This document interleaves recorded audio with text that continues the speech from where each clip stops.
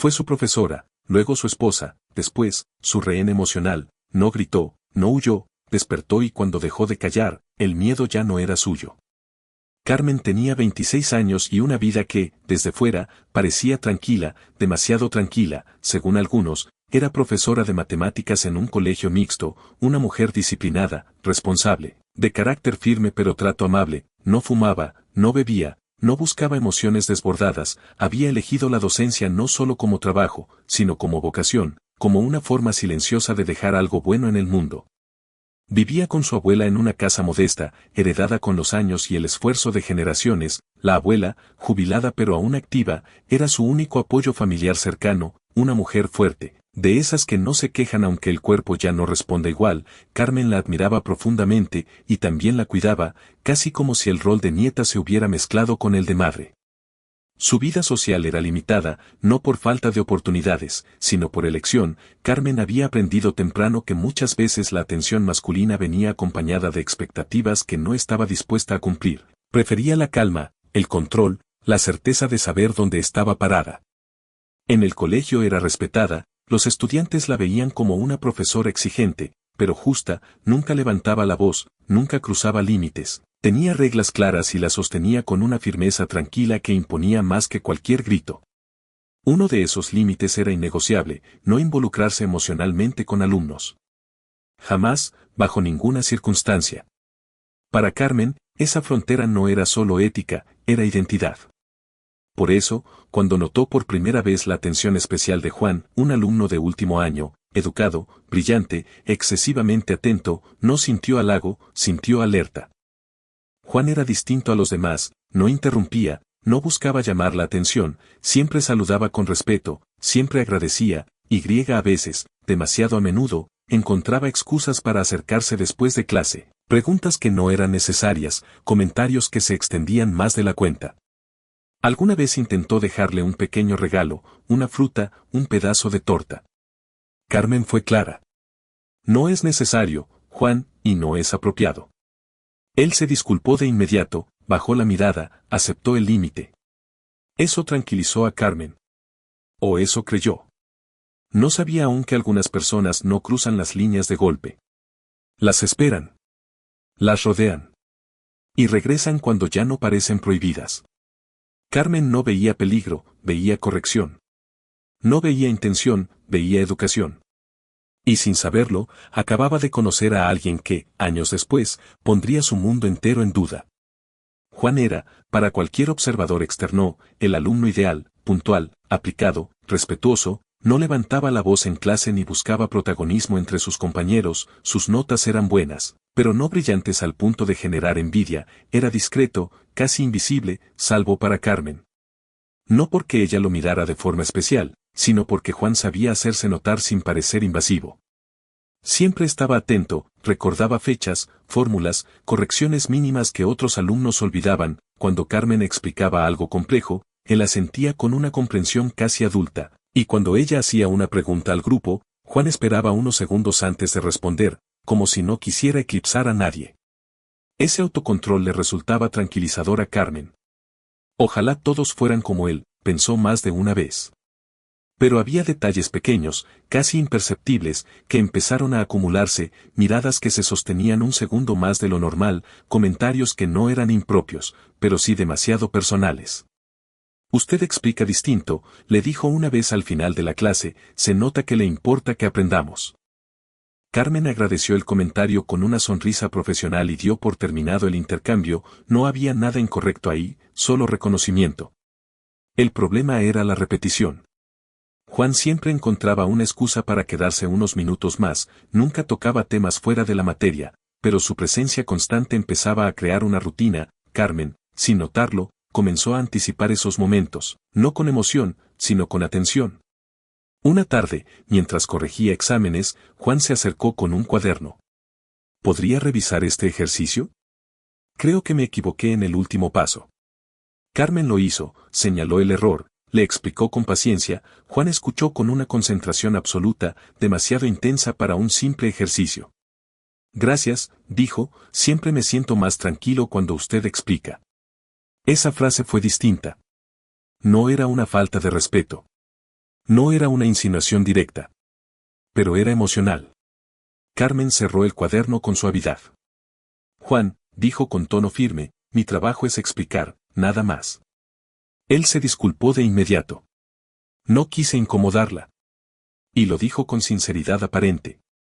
Durante los meses siguientes, Juan mantuvo la distancia, se comportó con corrección absoluta, Carmen respiró tranquila, pensó que había sido una percepción exagerada, una interpretación innecesaria. Se dijo que estaba siendo demasiado rígida. El año terminó, Juan se graduó. El último día, al despedirse, le estrechó la mano con respeto. Gracias por todo, profesora. Nada más. Carmen sintió alivio. Había pasado. La línea no se había cruzado. Pero las líneas invisibles no siempre desaparecen cuando uno se aleja, a veces, solo se postergan. Años después, Carmen lo vería de nuevo, ya no como alumno, ya no como menor, ya no dentro de un aula donde las reglas eran claras. Y entonces, esa línea que había sido invisible volvería a aparecer.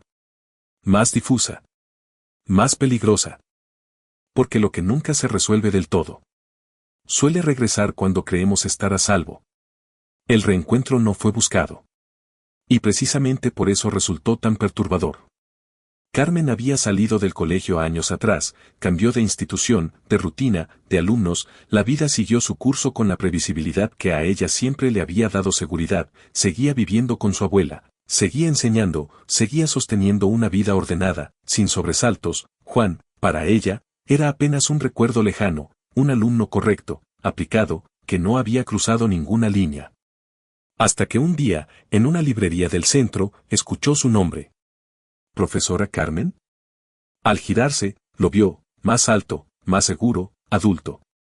Juan sonreía con naturalidad, vestía de forma sencilla, pero cuidada, ya no había rastro del adolescente silencioso, era un hombre joven, con voz firme y mirada clara.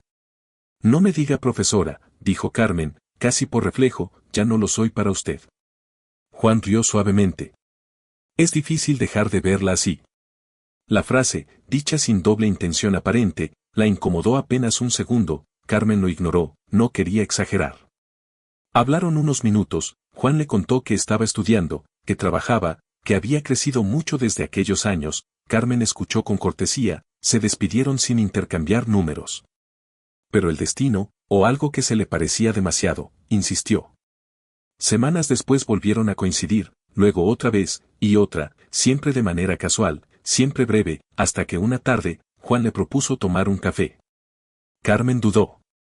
No había una razón objetiva para decir que no, él ya no era su alumno, ya no existía una relación de poder directa, y además, Juan se comportaba con una corrección impecable. Aceptó.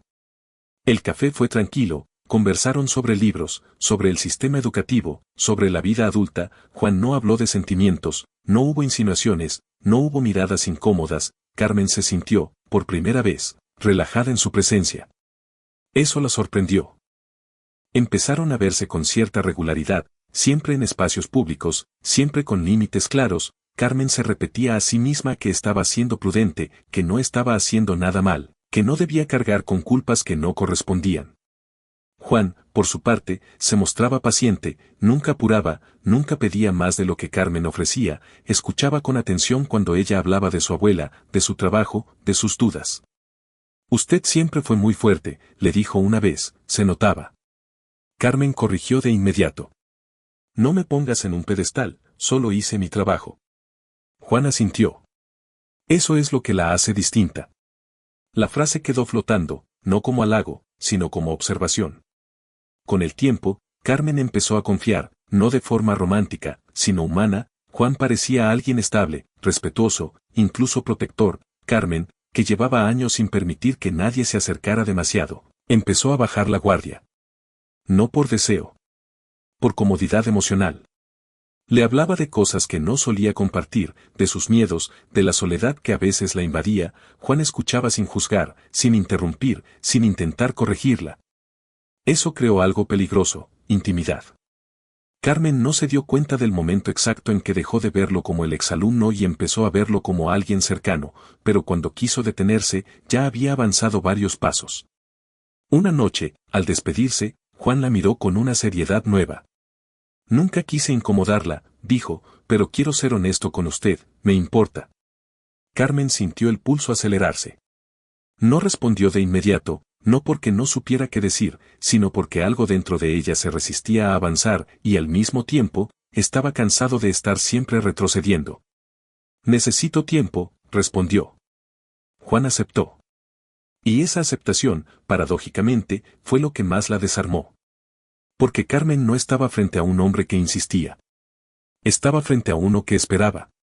Y a veces, lo que esperamos demasiado termina convenciendo incluso a quienes juraron no cruzar nunca esa línea. Carmen sabía que estaba entrando en terreno peligroso mucho antes de admitirlo en voz alta, no era ingenua, no era impulsiva, precisamente por eso, cada paso que daba le pesaba el doble. Cada encuentro con Juan venía acompañado de una conversación interna constante, agotadora, donde la razón y la emoción se enfrentaban sin descanso.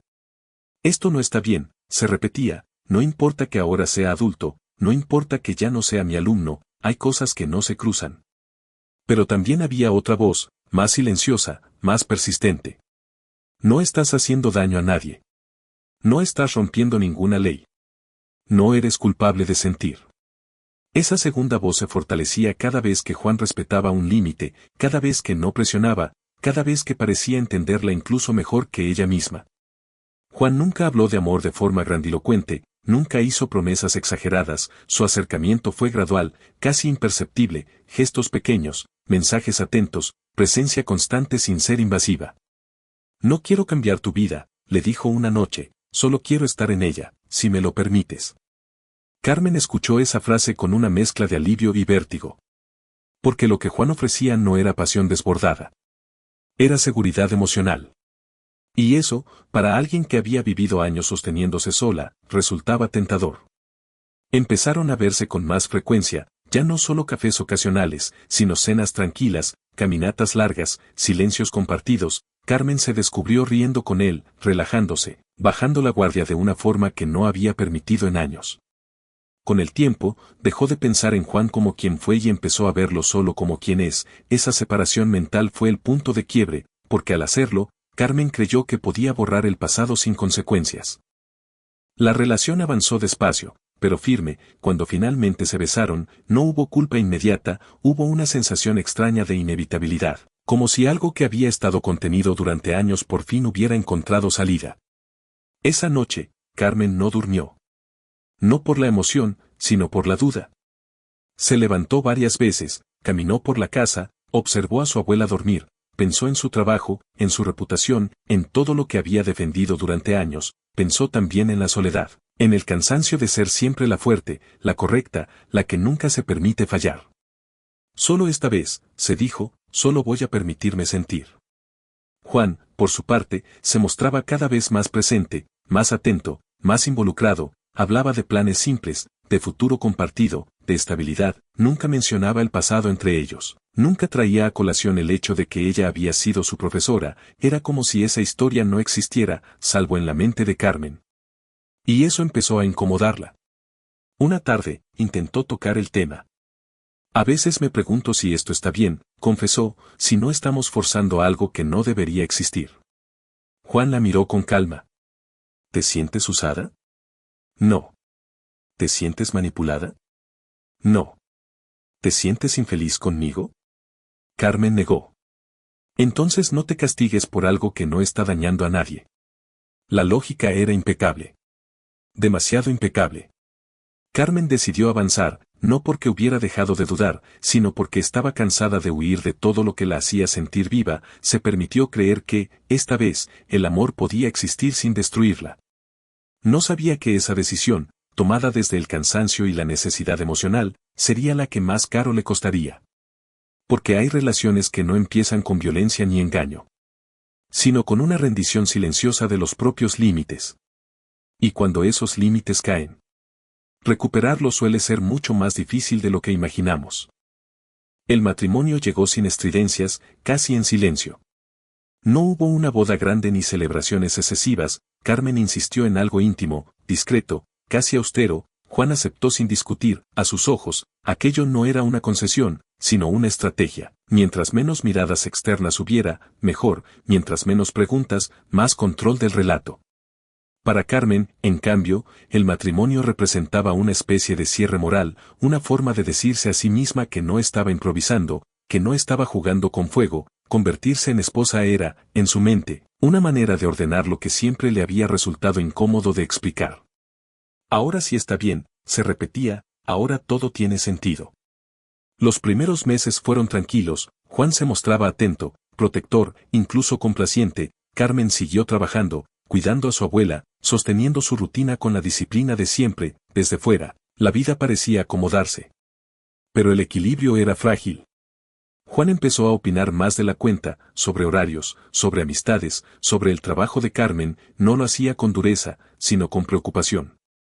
No quiero que te sobrecargues, le decía, ahora somos una familia. Esa palabra empezó a pesarle a Carmen. Cuando supo que estaba embarazada, la noticia llegó mezclada con alegría y miedo. Juan reaccionó con una emoción intensa, casi desbordada, la abrazó, lloró, habló de futuro con una convicción que a ella le resultó, al mismo tiempo, reconfortante y extraña. Este hijo nos va a unir más, dijo, todo va a cambiar para bien. Carmen quiso creerlo. El embarazo, sin embargo, no fue fácil. El cuerpo empezó a fallarle, mareos constantes, dolores inexplicables. El médico recomendó reposo. Juan insistió en que dejara de trabajar por un tiempo. Yo me encargo, aseguró, no tienes que demostrar nada. Carmen aceptó, no sin culpa. La abuela fue quien primero notó que algo no estaba bien. Carmen estaba más apagada, más cansada de lo normal, dormía mal, tenía pesadillas, a veces despertaba llorando sin recordar por qué. Una madrugada, el dolor fue distinto, agudo, incontrolable. Juan la llevó de urgencia al hospital. Los pasillos blancos, el olor a desinfectante, las voces rápidas. Carmen apenas entendía lo que pasaba. Horas después, la palabra que ningún padre quiere escuchar cayó como una sentencia. Lo siento. La pérdida fue devastadora. No hubo gritos, no hubo escenas, solo un silencio profundo que se instaló en Carmen como un peso imposible de mover. El embarazo terminó antes de convertirse en vida, y con él, algo dentro de ella también se apagó. Juan reaccionó de una forma que Carmen no esperaba. No lloró. No se quebró. Se volvió frío. Tenemos que ser fuertes, decía, no sirve de nada quedarnos en el pasado. Pero Carmen necesitaba duelo, necesitaba tiempo, necesitaba permiso para caer. Juan no se lo dio. No te estanques, le repetía, tenemos que seguir adelante. La pérdida se convirtió en un punto de inflexión. Carmen se sentía culpable, vacía, vulnerable, y Juan, lejos de acompañarla, empezó a usar esa fragilidad como argumento. Te noto distraída. No estás siendo la misma. No sé si puedo confiar en que tomes buenas decisiones así. La tragedia no solo le quitó un hijo. Le quitó fuerza. Y cuando alguien pierde fuerza, quienes desean controlar encuentran el momento perfecto para hacerlo. Carmen todavía no lo sabía, pero el dolor que estaba atravesando no iba a sanar con el tiempo, iba a transformarse en una herramienta en manos de quien decía amarla. Y ese sería el inicio del tramo más oscuro de su historia. Después de la pérdida, el mundo de Carmen se volvió más lento, más pesado. Los días ya no tenían una forma clara, se sucedían unos a otros como una secuencia borrosa en la que el tiempo parecía haberse detenido en el hospital, en esa habitación fría donde todo terminó antes de empezar. El dolor no era solo tristeza, era culpa. Carmen repasaba cada gesto, cada esfuerzo, cada momento del embarazo buscando un error. Se preguntaba si había trabajado demasiado, si no había descansado lo suficiente, si su cuerpo le había fallado a ese hijo que nunca conocería. Y en ese estado frágil, Juan comenzó a cambiar. No de forma brusca. No de un día para otro. El cambio fue sutil, calculado, casi imperceptible. No quiero que te sientas mal, le decía, pero desde lo que pasó ya no eres la misma. Esa frase se repetía con pequeñas variaciones, siempre suave, siempre con tono de preocupación, nunca como acusación directa, pero cada vez que la escuchaba, Carmen sentía que algo se encogía dentro de ella. Juan empezó a tomar decisiones por ambos, qué comer, a dónde ir, con quién hablar, justificaba todo en nombre de su bienestar emocional. Ahora eres más vulnerable, decía, déjame cargar con esto. Y Carmen, agotada, aceptaba. Cuando tenía un mal día, Juan lo interpretaba como una señal de debilidad. Cuando se mostraba distante, lo llamaba ingratitud. Cuando lloraba, le recordaba que no podían vivir anclados al pasado. La culpa se transformó en una jaula invisible. No quiero presionarte, decía Juan, pero necesito una esposa fuerte, no alguien rota. Esa frase la marcó. Carmen empezó a esforzarse por parecer bien incluso cuando no lo estaba, sonreía, asentía, guardaba silencio, pensó que, si lograba volver a ser la de antes, todo se arreglaría. No se daba cuenta de que Juan no quería que sanara, quería que dependiera. Poco a poco, la convenció de que sus reacciones no eran normales. Exageras. Te lo tomas todo demasiado a pecho. No puedes vivir así, Carmen. Ella empezó a dudar de su propia percepción, a preguntarse si realmente estaba siendo injusta, si su dolor era excesivo, si estaba fallando como esposa. Incluso la abuela lo notó. Ese hombre te apaga, le dijo una tarde, con voz cansada pero firme. Carmen reaccionó a la defensiva. No entiendes lo que pasamos. Juan estaba ahí, siempre estaba ahí para escuchar y luego reinterpretar. Tu familia no supera el pasado, le decía, yo solo quiero que avancemos. El aislamiento emocional se profundizó, Carmen dejó de compartir su duelo con otros, empezó a vivirlo en silencio, convencida de que hablarlo era una carga para los demás. Y Juan aprovechó ese silencio. Cada error, cada duda, cada momento de debilidad era usado para reforzar una idea central. Sin él, Carmen no estaba completa. Si no fuera por mí, estarías perdida, dijo una noche, casi sin darse cuenta. Carmen no respondió. No porque estuviera de acuerdo, sino porque una parte de ella empezó a creerlo. La culpa ya no era solo por la pérdida del embarazo. Era por no ser suficiente. Por no sanar rápido. Por no agradecer lo mucho que Juan hacía por ella. Así, sin gritos ni golpes, Juan terminó de instalar el control. Y Carmen, la mujer firme, ética, segura de sus límites, se encontró atrapada en una relación donde el amor había sido reemplazado por una deuda emocional imposible de pagar. Pero incluso en ese estado, algo dentro de ella seguía vivo. Una intuición débil, casi apagada. Pero persistente. Y esa intuición estaba a punto de despertarse, empujada por un hecho que Juan no supo prever. Porque cuando la culpa deja de funcionar, el manipulador comete errores. Y el siguiente error de Juan tendría nombre propio, infidelidad. Carmen no lo descubrió buscando pruebas. Lo descubrió porque ya no estaba ciega.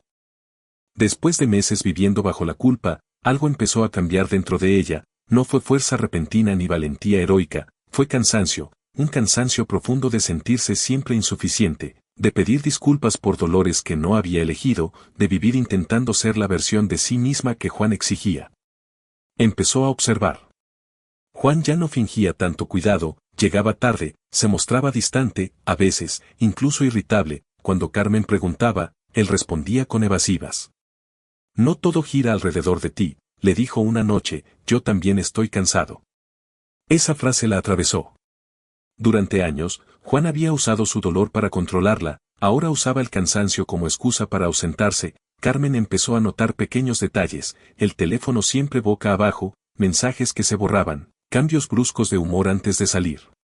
Una tarde, mientras buscaba un documento en la computadora compartida, apareció una notificación abierta, no un mensaje explícito, algo peor, familiaridad, bromas privadas, confianza, un tono que Carmen reconoció de inmediato. No sintió rabia inmediata. Sintió confirmación. Juan no solo la había manipulado cuando estaba vulnerable. Ahora la estaba traicionando. Cuando lo enfrentó, lo hizo sin gritar, sin lágrimas. ¿Hay alguien más?, preguntó. Juan la miró sorprendido, luego molesto. ¿Otra vez con tus inseguridades? Respondió, estás viendo cosas donde no las hay. Negó, minimizó, se victimizó. Después de todo lo que he hecho por ti, ¿así me lo pagas? Esa frase fue el reflejo exacto de todo el mecanismo que había usado durante años. Carmen la escuchó, y esta vez no se quebró. Días después, la verdad salió sola, un descuido, una llamada, un nombre repetido demasiadas veces. Juan no lo negó más. No fue planeado, dijo, simplemente pasó, tú estabas distante, rota. La palabra rota fue el golpe final.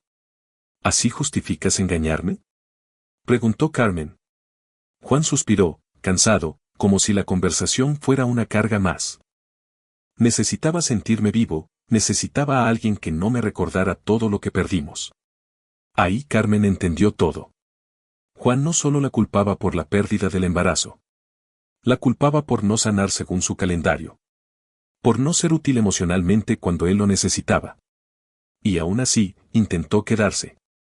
Podemos superarlo, dijo, pero tienes que dejar de vivir en el pasado, tienes que confiar en mí otra vez. Esa petición, dicha sin ironía, sin vergüenza, fue la prueba definitiva. Juan no pedía perdón. Pedía sumisión renovada. Carmen lo miró largo rato, y por primera vez, no sintió miedo a quedarse sola, sintió miedo de quedarse con él. No respondió, no discutió, se levantó y se encerró en el baño, se miró al espejo y vio algo nuevo en sus ojos. No era fuerza todavía. Era claridad. La infidelidad había roto el último lazo emocional que la mantenía atrapada, ya no había culpa que sostener, ni deuda que pagar, el amor había sido reemplazado por control, y ahora, por desprecio. Juan creyó que aún tenía ventaja, que podía seguir manipulando, que Carmen, debilitada, volvería a ceder. No sabía que esa noche, mientras él dormía tranquilo, Carmen tomó la primera decisión verdaderamente libre en años. Una decisión silenciosa. Peligrosa para él. Liberadora para ella. Porque cuando una persona manipulada deja de justificar al otro, el final ya empezó. Aunque todavía no se haya pronunciado. Juan sintió el cambio antes de entenderlo. Carmen ya no discutía, ya no pedía explicaciones, ya no lloraba, y para alguien como Juan, acostumbrado a dominar a través de la culpa y la reacción emocional, ese silencio nuevo era inquietante. La observaba con atención, como quien presiente que algo se le está escapando de las manos. «Estás rara», le dijo una noche, distante. Carmen levantó la vista apenas. «Estoy cansada». No era una mentira, pero tampoco era toda la verdad. Juan comenzó a presionar, no con gritos, sino con insinuaciones, comentarios que parecían advertencias. «A veces pienso en todo lo que hemos pasado», decía, «la gente no siempre entiende las historias complejas, pueden juzgar sin saber». Carmen sintió un escalofrío, entendió el mensaje antes de que fuera explícito. Días después, Juan dejó caer la amenaza con más claridad. «¿Te has puesto a pensar», dijo, «en lo que dirían si supieran cómo empezó todo lo nuestro?» El aire se volvió pesado. Carmen lo miró con calma, por dentro, el corazón le latía con fuerza, pero su rostro no lo delató. «No sé a qué te refieres». Juan sonrió, satisfecho, para él, esa negación era señal de miedo. «Tú eras mi profesora», continuó, «la gente suele sacar conclusiones rápidas, podrían malinterpretar muchas cosas». Ahí estaba. El chantaje no necesitaba pruebas, solo insinuación. Juan sabía que Carmen había construido su vida sobre la ética, la corrección, el respeto, sabía que su reputación era uno de sus pilares, y estaba dispuesto a usarla como rehén. «No quiero problemas», añadió, «pero tampoco quiero que me abandones después de todo lo que he hecho por ti». Carmen entendió algo brutal en ese instante. Juan nunca había dejado de verla como alguien a quien podía controlar, ni como esposa, ni como compañera, siempre como alguien a quien debía poseer. Esa noche, Carmen no durmió, pensó en su carrera, en sus alumnos, en su abuela, pensó en los años de silencio, en las veces que había cedido para evitar conflictos, pensó en el miedo que Juan intentaba sembrar ahora, justo cuando ella estaba empezando a despertar. Y decidió algo. No iba a responder al chantaje con miedo. Iba a responder con verdad. Al día siguiente, Carmen habló con su abuela, por primera vez, no minimizó nada, no protegió a Juan, contó todo, el pasado, la relación, la manipulación, la infidelidad, la amenaza. La abuela la escuchó en silencio, cuando terminó, le tomó las manos. «El que amenaza es porque ya perdió», dijo, «y tú no hiciste nada malo». Esas palabras fueron un ancla. Carmen también habló con una colega de confianza, luego con un abogado, entendió algo clave, el poder del chantaje solo existe mientras el silencio lo protege, y ella ya había callado demasiado. Juan, sin saberlo, había cometido su último error, al amenazar, había cruzado una línea que ya no tenía vuelta atrás. Cuando esa noche intentó repetir la advertencia, Carmen lo interrumpió. No vas a usar mi miedo para retenerme, dijo con voz firme, si hablas, yo hablaré, y créeme, tengo mucho menos que perder que tú. Juan se quedó mudo. Por primera vez, no tenía control del escenario. Carmen no gritó, no lloró, simplemente dejó claro que el juego había terminado. El chantaje, que Juan había creído su arma final, se volvió su sentencia. Porque cuando alguien que ha sido controlado decide dejar de proteger al agresor, el miedo cambia de dueño. Y el final ya no depende del que amenaza, sino del que se atreve a irse. La ruptura no fue una explosión. Fue un acto silencioso, firme y definitivo. Carmen no hizo maletas a escondidas ni huyó en medio de la noche, no necesitaba dramatismo para irse, había pasado demasiado tiempo viviendo dentro de uno, esperó el momento exacto, no por miedo, sino por claridad. Esperó a estar segura de algo esencial, ya no dudaba de sí misma. Cuando habló con Juan por última vez, lo hizo sentada frente a él, con la espalda recta y la voz tranquila, no había reproches acumulados ni listas de errores, solo una verdad clara. Esto se terminó, dijo, no voy a vivir más bajo amenazas, culpas ni silencios impuestos. Juan intentó reaccionar como siempre, primero negó, luego minimizó, después se victimizó. ¿De verdad vas a destruir todo por esto?, preguntó, después de todo lo que pasamos. Carmen lo miró con una serenidad que lo desconcertó. No lo estoy destruyendo, respondió, lo estoy dejando donde pertenece, en el pasado. Juan intentó el último recurso. Sabes que puedo hablar, advirtió, sabes lo que la gente podría pensar.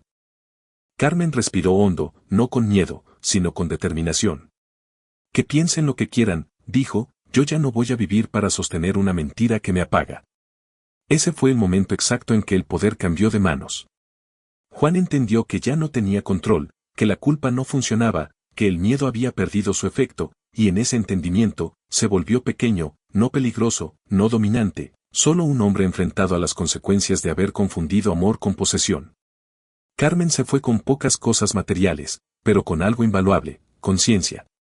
Volvió a la casa de su abuela, esa noche durmió profundamente por primera vez en años, no porque el dolor hubiera desaparecido, sino porque ya no estaba luchando contra sí misma.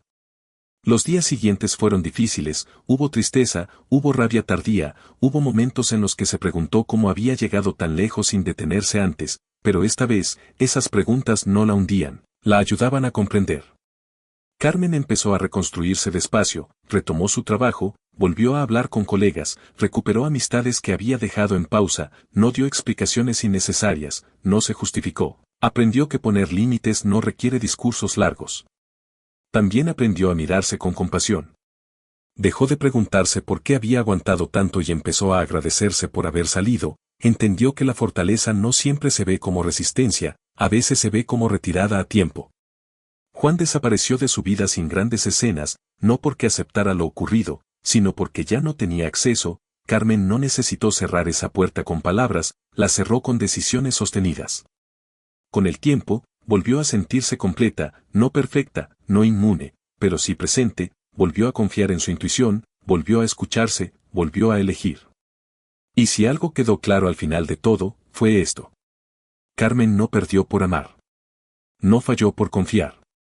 No se equivocó por sentir. Se equivocó solo cuando dejó de escucharse. Pero supo corregir. Porque el verdadero despertar no ocurre cuando todo va bien, sino cuando decides que nunca más vas a traicionarte para que otro se quede. Y desde ese día, Carmen no volvió a cruzar límites que sabía sagrados. No por miedo, sino por respeto propio. Carmen no perdió por amar, perdió cuando dejó de escucharse. La culpa fue la jaula. El silencio, la llave equivocada. Pero cuando decidió hablar, el miedo cambió de lugar. Nadie tiene derecho a usar tu pasado para controlar tu presente. Recuerda esto. El amor no amenaza, no chantajea y no te apaga.